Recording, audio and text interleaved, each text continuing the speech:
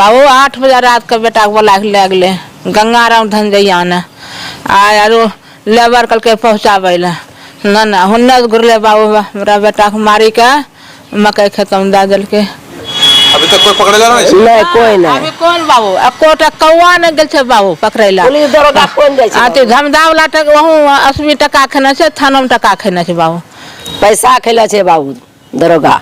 तो दरोगा की बोले रे कि हत्या नहीं हुआ है नहीं तब की भेल छे कहला छे कि दाबी देला छे गाड़ी में एक्सीडेंट। हाँ जब बड़ाओं से बात करता हूं तो वो बोलते हैं अभी तक हमको ऊपर से आदेश नहीं आ रहा है इसलिए मैं अभी तक अरेस्ट नहीं कर रहा हूँ। जी नहीं, लगभग 3 महीना बीतने चला अभी तक पुलिस उन पर दबिश तक नहीं बनाया, उनके घर तक नहीं गया है। कोई नहीं पकड़े छे कोई नहीं पकड़े बाबू टहले छे माने धमकी देखा छे बाबू सामान लेके घूरे छे बाबू ता गांव में घूरे छे बाबू हथियार लेके। हां खुलेआम। नमस्कार, मैं हूं मुकेश सिंह और अभी आप मेरे साथ देख रहे हैं द न्यूज 19। अभी आप मेरे स्क्रीन पर जो वीडियो देख रहे हैं जिसमें अपना दर्द बयां करती एक बूढ़ी मां यह कह रही है कि 14 अगस्त 2022 को उनके पुत्र की हत्या कर दी गई, लेकिन दरोगा जी कह रहे हैं कि रोड एक्सीडेंट में मरा है और जिसने मेरे बेटे की हत्या की वो खुलेआम हथियार लेकर घूमता है और मुझे और मेरे परिवार को जान से मारने की धमकी भी देता है। अपना दर्द बयां करती इस बूढ़ी मां के पूरे वीडियो को मैं आगे आपको दिखाऊंगा, लेकिन उससे पहले मैं आपको बता दूं कि दरअसल ये मामला पूर्णिया जिले के मोहनपुर थाना क्षेत्र अंतर्गत भौवा परवल पंचायत की है, जहां 14 अगस्त को जंगल टोला निवासी पप्पू शर्मा का हाथ पैर बंधा हुआ शव मक्का के एक खेत में पाया गया था।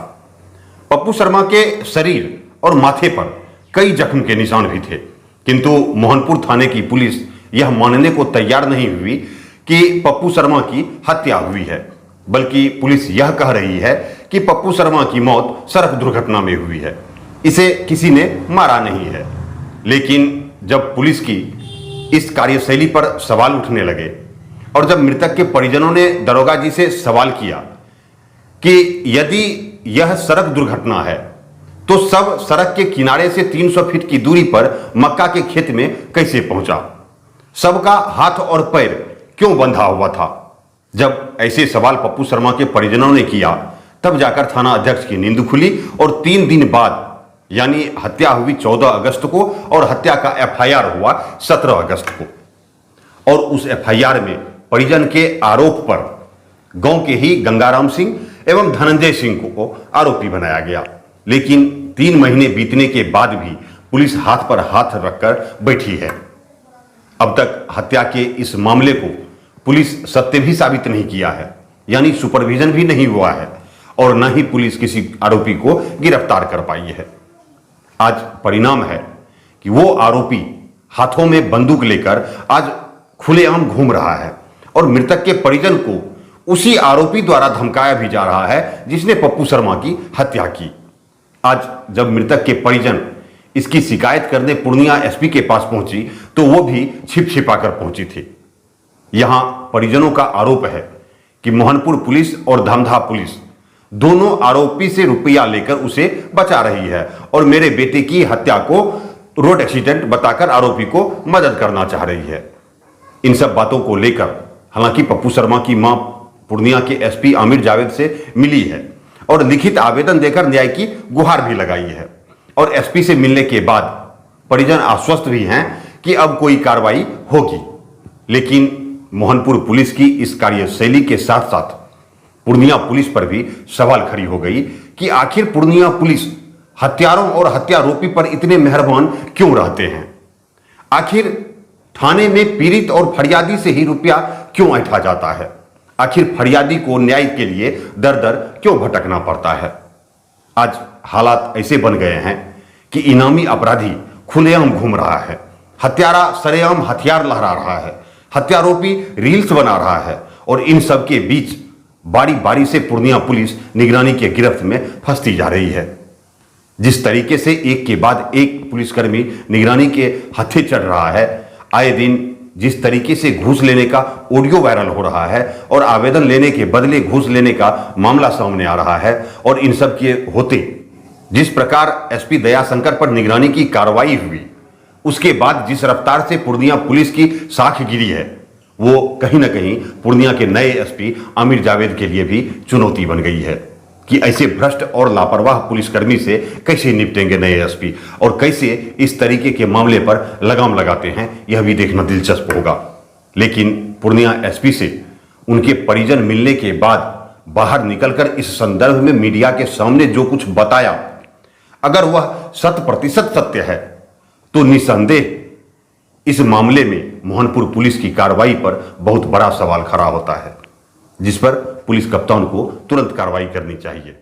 बाबू 8 बजे रात का बेटा को बोला के ले गए गंगाराम धनजैया ने आरो लेबर कल के पहुँचाबे ना हुन्ने घुरले बाबू मेरा बेटा को मारी के मकई खेत में दे दिल के हाथ गोर बांधल छे बाबू, हाथ गोर बांधल छे। 4.5 लाख टका दिलिए मुखिया का अथी बनैला चुनाव में 4.5 लाख टका दिलिए बाबू।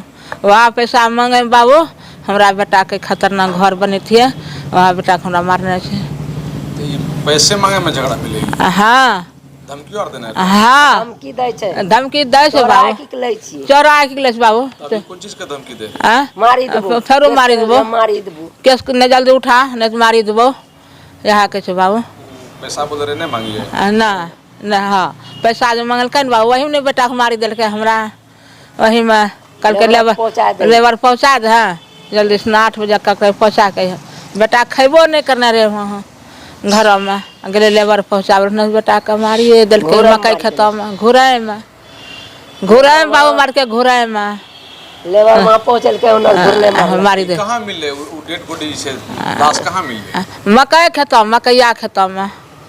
वहाँ अपने सब गेल रही तो वो हाथ पैर बांधल रही? हाँ हाथ कोर बांधने का सड़क रोड पर मार ले मकई खत्म दाल की 280 बाद में 280 बाद में दे दिल मकैया खेत में घास में।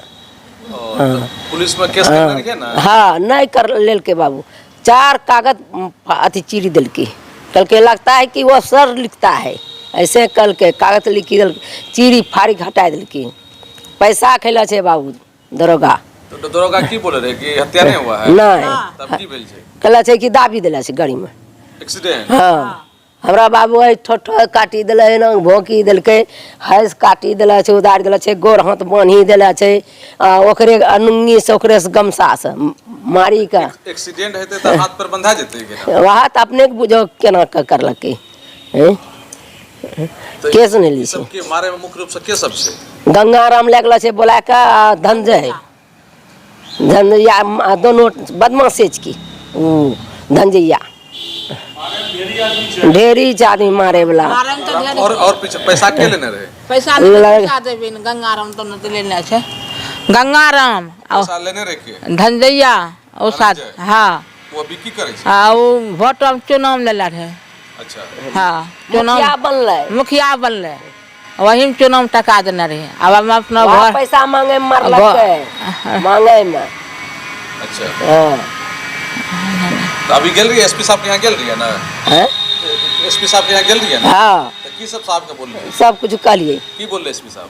ठीक है छे, अभी तक कोई पकड़ेला नहीं? नहीं कोई नहीं। अभी कौन बाबू अकोटा कौवा न गेल छे बाबू पकड़ैला। पुलिस दरोगा कौन जाय छे? आती धमदा वाला टक वहु 80 टका खेने छे, थाना में टका खेने छे बाबू। सुना ना कोई नहीं पकड़े छे? कोई नहीं पकड़े बाबू, टहले छे माने धमकी देखा छे बाबू।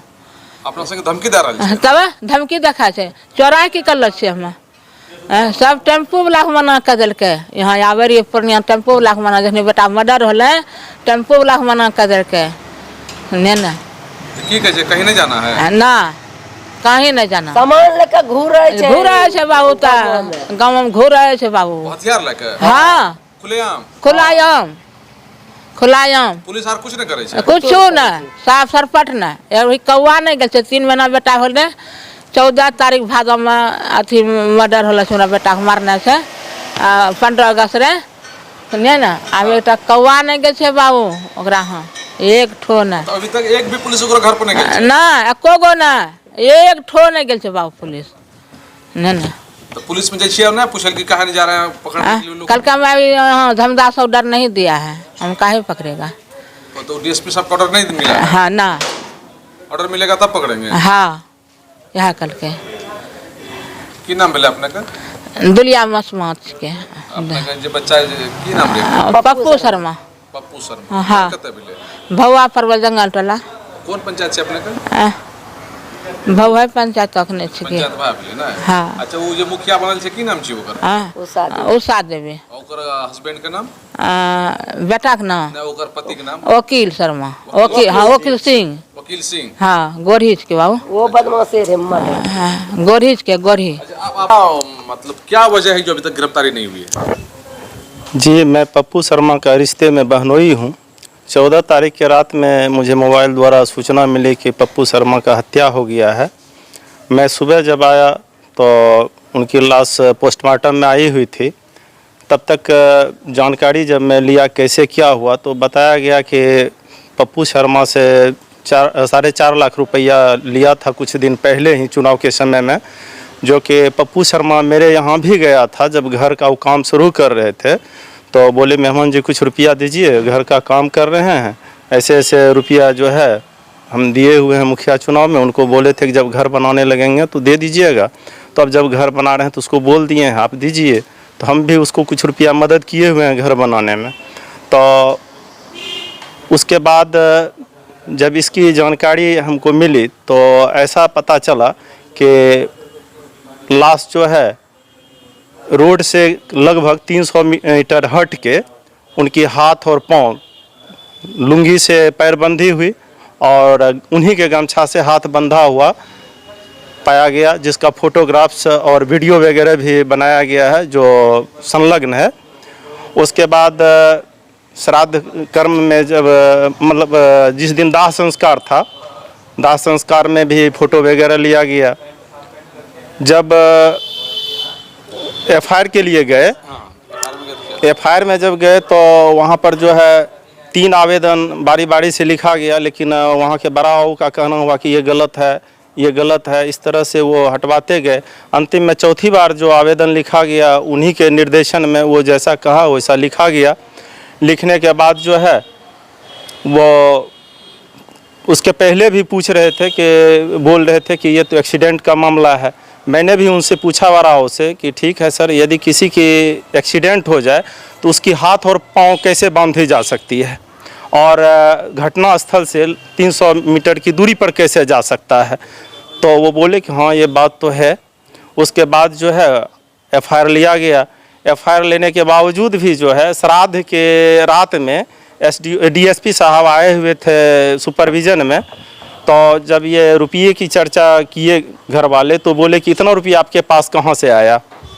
तो क्या गरीब आदमी मजदूरी नहीं करता, उनके पास रुपया नहीं होता है। इस तरह से वो सुपरविज़न तो करके गए लेकिन अभी तक केस ट्रू नहीं किए हैं। जब बड़ाओं से बात करता हूं तो वो बोलते हैं अभी तक हमको ऊपर से आदेश नहीं आ रहा है, इसलिए मैं अभी तक अरेस्ट नहीं कर रहा हूं। जी नहीं, लगभग 3 महीना बीतने चला, अभी तक पुलिस उन पर दबिश तक नहीं बनाया, उनके घर तक नहीं गया है। सबसे मिलने गए थे, क्या कहा सर ने? जी एसपी साहब के यहाँ, इनके पहले जो एसपी थे दयाशंकर राव, उनके पास भी आए थे। वो बोले थे कि ठीक है हम कार्रवाई कर रहे हैं, लेकिन कोई कार्रवाई किए नहीं। लेकिन कल जब हम लोग नए एसपी साहब के पास आए तो उन्होंने संज्ञान लिए और तुरंत जो है बड़ाओं को फ़ोन करके बातचीत किए। उसके बाद बड़ाओं उनको बताया कि अभी तक जो है हम लोग को ऊपर से आदेश नहीं आया है सुपरविज़न का, इसलिए अरेस्ट नहीं कर रहे हैं। तो एसपी साहब बोले हैं कि ठीक है हम डीएसपी से बात करते हैं। क्या नाम है आपका? दिनेश कुमार शर्मा।